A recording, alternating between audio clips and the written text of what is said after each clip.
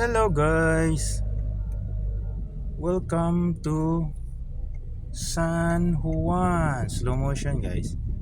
Welcome to San Juan, San Juan City. Here in Santolan Street, Santolan Road. This is Santolan Road guys. Dito yung white cross guys oh. Maalala ko si Lola nung araw dyan.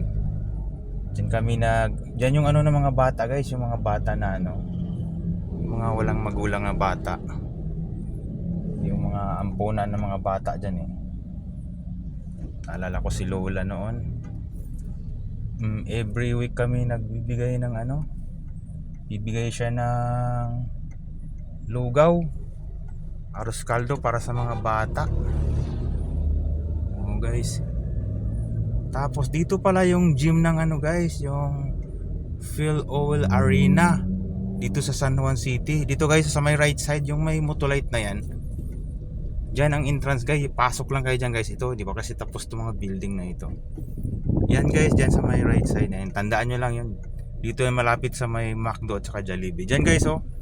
Yan, dyan kasi ako noon nabakunahan guys. Yung gym yan oh, Eco Oil. Yan.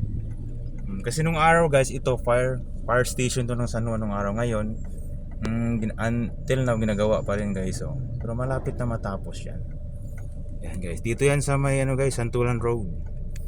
Itong area na to guys, well developed na guys. Nung araw dito rin ang LTO.